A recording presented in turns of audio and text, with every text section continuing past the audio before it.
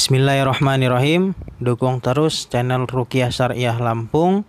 Kemudian bagi yang ingin konsultasi terapi Al-Quran, Ruqyah Syariah, bisa hubungi nomor di bawah ini ya, 082181553602.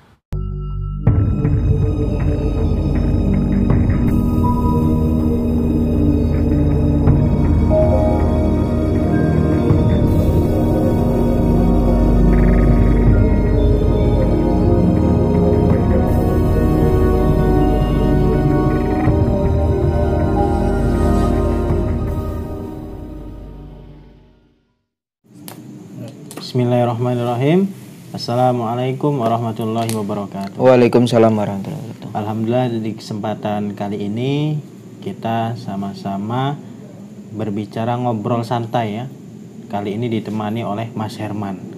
Karena apa? Karena Mas Herman ini dalam kehidupannya pernah memiliki kondisi-kondisi yang dalam dunia misteri, dunia gaib gitu. Dengan begitu ya Mas Herman ya? Iya Ustaz, benar. Jadi apa aja nih Mas Herman pengalamannya tentang dunia-dunia misteri seperti itu? Sebelumnya Assalamualaikum warahmatullahi wabarakatuh buat kawan-kawan subscriber Ustadz Habib dimanapun berada. Di sini saya ingin berbagi pengalaman tentang dunia lampau sih, tapi itu Ustadz maksudnya udah lama lah ya, insya Allah udah insaf Ustadz yang model-model kayak gitu karena gak ada gunanya gitu. Salah satunya Ustadz, saya tuh pernah berguru ke salah satu perguruan. Ya disebutnya bukan perguruan sih Ustadz, kayak ya itu istilah kayak semacam dia tuh Ustadz juga, tapi dia tuh bermain dengan yang hal gaib Ustadz. Jadi di sini saya ingin berbagi pengalaman kepada para penonton semua yang manakala bermain yang gaib dalam kurung musyrik itu tidak dianjurkan, benar Ustadz ya, dalam Islam ya. Benar sekali. Karena itu dosa yang tidak diampuni Ustadz, benar. Iya, benar. Nah, kemudian kan dalam perkara gaib ini kan banyak yang berhubungan dengan perkara gaib.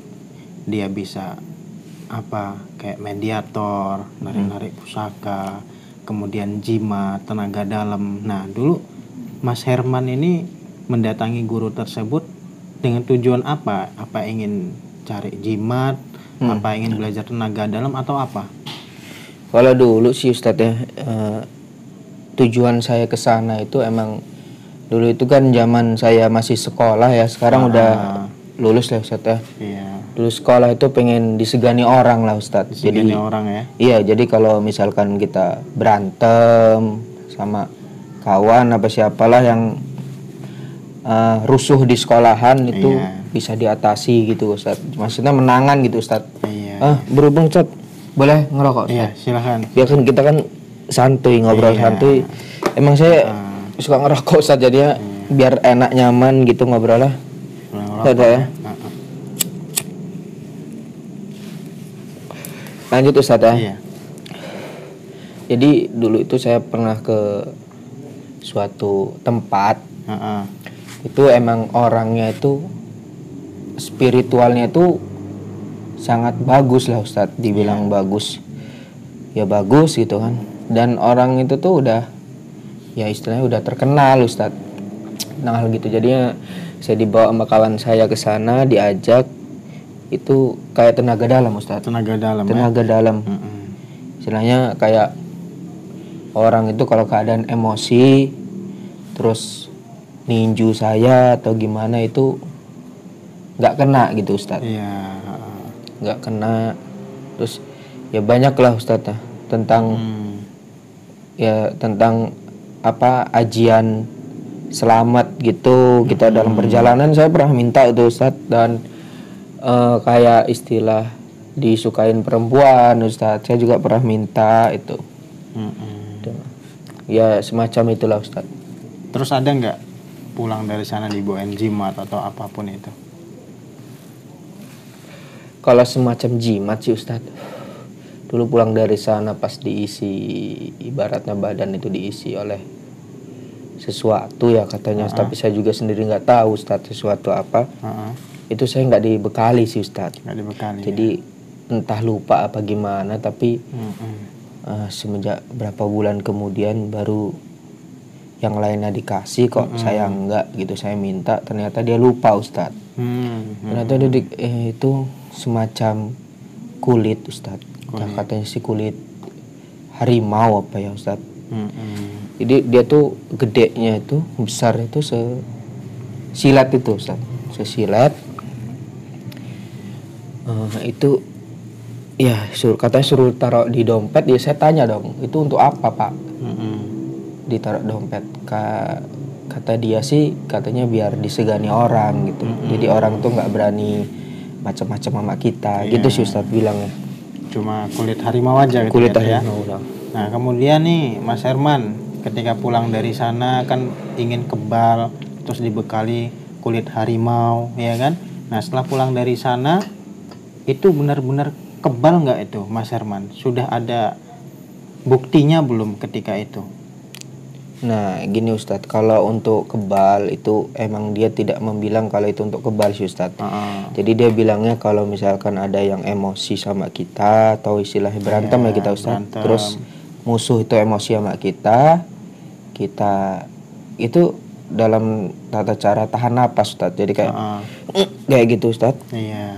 Dia itu pas mau ninju kita tuh nggak kena gitu. Ya itu dipraktekin sih di sana Ustadz sama kawan juga. Dia kawan itu emosi gitu ngelihat saya timbul emosi terus dia gebuk, itu ya nggak kena gitu Ustadz. Nggak kena sama sekali. Emang bener sih, cuman nggak tahu ya Ustadz kalau ngelakuinnya di luar bukan di dalam lingkup dia kena enggaknya ya nggak tahu Ustadz. Gitu sih. Jadi sebenarnya ya Mas Herman ya, ilmu-ilmu semacam itu sebenarnya hanya berlaku dengan seseorang yang dia mempercayai ilmu itu juga, mempercayai manfaat itu juga. Nah itu yang pertama, ilmu itu berlaku di kalangan ya mereka yang mempercayai ilmu tersebut, jimat tersebut. Kemudian yang kedua, nah secara otomatis Mas Herman nih ke sana kemudian pengen kebel, dikasihlah kulit harimau itu supaya musuh peninju hajar kita nggak kena. Itu sebenarnya Mas Herman itu ketika datang ke sana itu sudah tersugesti duluan Mas Herman. Gitu. Akhirnya apa? Akhirnya dalam keadaan terdesak. Nah di situ sugesti Mas Herman, pikiran positif Mas Herman itu muncul. Saya udah kebel, musuh nggak bisa menghajar saya. Itu sebenarnya pikiran positif Mas Herman. Sedangkan ada dalam hadis itu Allah berprasangka sebagaimana hamba itu berprasangka kan. Ketika Mas Herman prasangka positif kayak gitu, ya itu bakal kejadian Mas Herman. Sebenarnya ya itu tadi tergantung kita mengatur prasangka. Walaupun Mas Herman tanpa kulit harimau, tanpa ajian-ajian, akan tetapi Mas Herman selalu berpikir positif. Allah jaga saya, Allah lindungi saya. Itu bakal kejadian sama Mas Herman, entah apapun itu bentuknya. Jadi gitu Mas Herman. Sebenarnya ya itu hanya tipu daya daripada setan itu berikutnya. Kemudian jangan sampai kita itu mempercayai hal-hal yang semacam itu, karena itu perkara yang syirik. Sedangkan dalam Al-Quran, inna syirku la dzulmun adzim, sesungguhnya dosa syirik itu kezaliman yang sangat amat besar, dosa besar. Nah jadi jangan sampailah kita terjerumus dalam hal semacam itu Mas Herman ya, karena banyak dari beberapa kawan kami, pasien kami itu ketika seseorang yang berhubungan, bermain, bergelut dalam dunia seperti itu, megang jimat, pasang susu, keris sebagainya, ya itu tadi kehidupannya bakal hampa, hancur, gitu. Sia-sia. Benar. Ya. Benar kawan-kawan semuanya. Emang dari situ sih merasa gelisah juga. Sebenarnya udah ada kawan yang ngomongin jangan man, kata dia. Itu musyrik, dosa tidak diampuni oleh Allah. Cuman kan dulu itu Ustadz posisi lagi labil Ustadz. Jadi nggak tahu tentang musyrik itu gimana, ini gimana. Intinya yang sebagai guru yang masukin tenaga dalam itu, dia sholatnya tekun, terus puasa juga rajin gitu Ustaz. Jadi saya percaya aja kalau itu ilmu-ilmu yang berbau agama Islam gitu Ustaz makanya. Tapi awal kesini-sini kok seperti benar juga kata kawan yang ngomongin itu Ustaz. Seperti itu. Nah kan dulu kan pernah nih ya Mas Herman datang supaya tenaga dalam lah ya. Nah coba sekarang nih Mas Herman coba praktekin ke saya tenaga dalamnya, ampuh nggak Mas Herman? Wah kalau coba dulu aja Mas Herman, coba dulu. Lupa Ustaz. Coba dulu. Nggak apa-apa, coba dulu. Sebenarnya gitu tuh. Ya gimana Ustaz? Biar sekali pembuktian bahwasanya tenaga dalam itu yang pertama adanya ilmu setan, yang kedua itu hanya ilmu pembodohan. Gitu. Semenjak makin kesini sih Ustadz makin nggak percaya gitu, makanya kalau disuruh praktek ya mohon maaf Ustadz ya, takutnya kena beneran sakit saat ini ditinju. Coba dulu. Iya. Enggak. Iniin wanita aja sakit Ustadz, apalagi ditinju. Aduh. Mas Herman, praktekin ke saya ilmu tenaga dalam ya. Entah Mas Herman apalah gitu. Saya yang jadi korbannya, coba Mas Herman. Ya, itu. Susah Ustadz kayak gitu tuh gimana ya Ustadz? Udah lupa juga, udah bertahun-tahun Ustadz. Ini ya di sini cuma sharing aja Ustadz, supaya kawan-kawan yang di luar sana berhenti gitu bermain seperti itu, mulai taubat, karena kita ini nggak tahu Ustadz dipanggilnya kapan, siap gak siap, karena malaikat Israel itu Ustadz bener malaikat Israel itu kan nggak nunggu waktu pas mau dicabut Allah nyuruh cabut, tahan dulu saya mau ngopi kan nggak mungkin Ustadz kan. Iya betul. Iya, saya mau makan dulu habis itu cabut nggak mungkin Ustadz. Jadinya ya buat kawan-kawan yang masih bermain seperti itu atau bergelut di dunia gaib-gaib gitu, yuk kita sama-sama bertaubat kepada Allah, karena kita tidak tahu bahwasanya kita akan dipanggil kapan, dalam keadaan apa, udah taubat belum. Allah tidak memikirkan seperti itu. Nah terus Mas Herman saya mau tanya lagi nih, kan selain tenaga dalam ketika Mas Herman datang ke sana, di antara lain Mas Herman juga untuk masalah perempuan ya, masalah cewek ya. Benar Ustadz, benar. Nah, ada nggak hasilnya tuh dari sana tuh? Cewek apa makin ngedeket Mas Herman atau malah ngejauhin Mas Herman gitu? Sebenarnya itu tuh gimana ya Ustadz ya? Ya datang bertiga, termasuk saya sama kawan saya berdua itu Ustadz.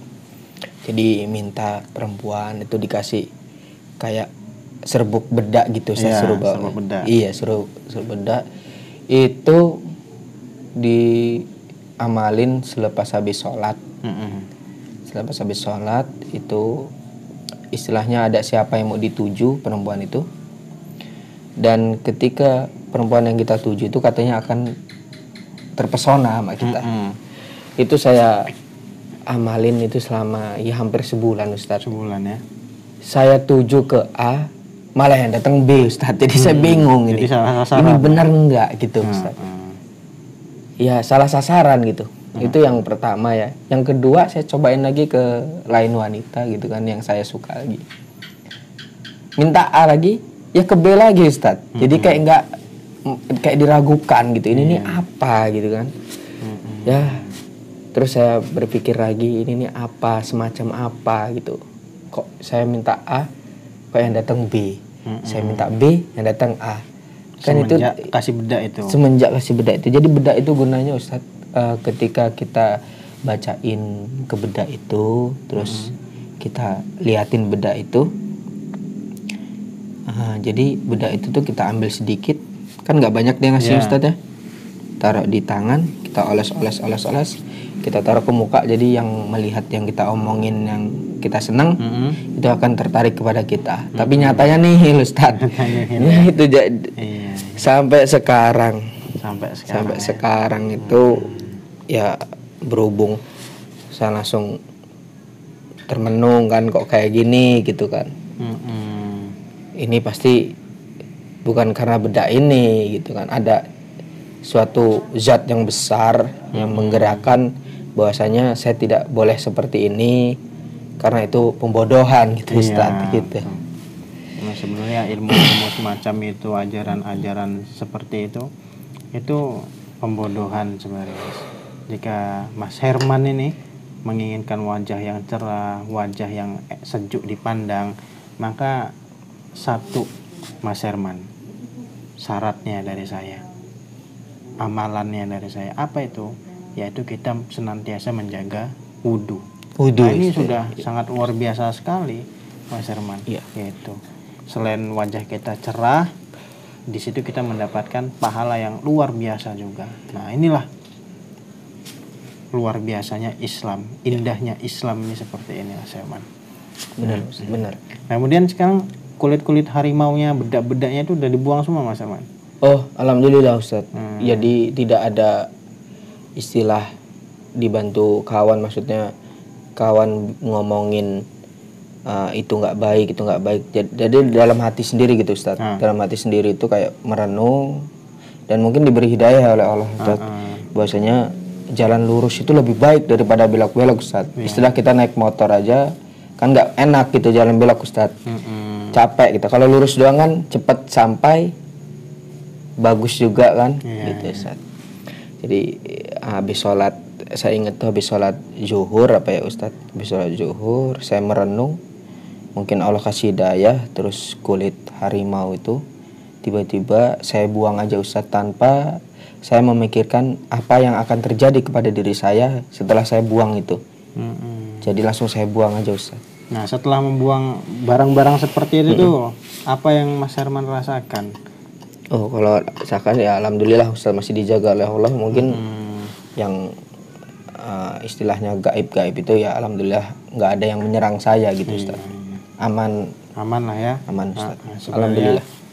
Ini ada dalam Al-Quran itu, jika kita ingin mendapatkan perlindungan dari segala apapun, itu cukup satu. Allah firmankan dalam Al-Quran, Inna waliyallahu alladzi nazzalal kitab wa huwa yatawallas sholihin. Sebaik-baik pelindung itu pelindung dari Allah. Dialah Allah yang menurunkan kitab suci Al-Quran, dan dialah Allah yang melindungi orang-orang soleh. Nah, ketika kita di saat ini belum juga mendapatkan perlindungan dari Allah, berarti masalahnya kita belum menjadi orang yang soleh di sisi Allah. Nah, caranya gimana untuk mendapatkan perlindungan? Yaitu kita menjadi orang yang lebih taat lagi. Menjalankan kewajibannya pada Allah. Al-imtisalu awamirillah wajtinabu nawahihi. Jalankan perintah Allah dan jauhi segala larangannya. Insya Allah Allah lindungi kita ketika itu. Dunia akhirat lagi. Perlindungannya dunia akhirat. Gitu ya.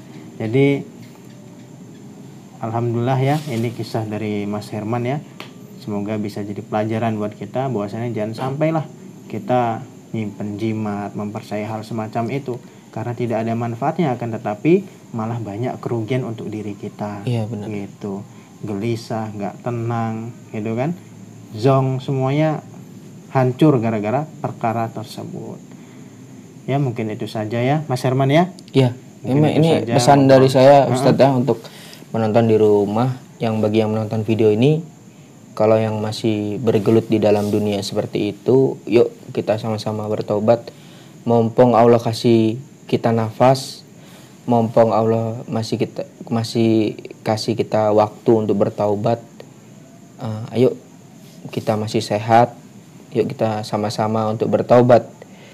Lupakan hal-hal yang membuat Anda percaya, buang jauh-jauh yang membuat Anda percaya bahwa hal-hal seperti itu akan menguntungkan Anda. Itu tidak sama sekali menguntungkan Anda, malah merugikan Anda. Dunia dan akhirat pasti akan diazab oleh Allah. Masya Allah ya. Luar biasa pesan dari Mas Herman ya. Semoga dengan pesan Mas Herman ini bisa membuat kita jauh lebih baik lagi ke depannya. Amin Ustaz, amin. Ya, mungkin itu saja. Kita sempurnakan dengan Kifaratul Majlis ya. Subhanakallahumma wa bihamdika, asyhadu an la ilaha illa anta, astaghfiruka wa atubu ilaik. Assalamualaikum warahmatullahi wabarakatuh.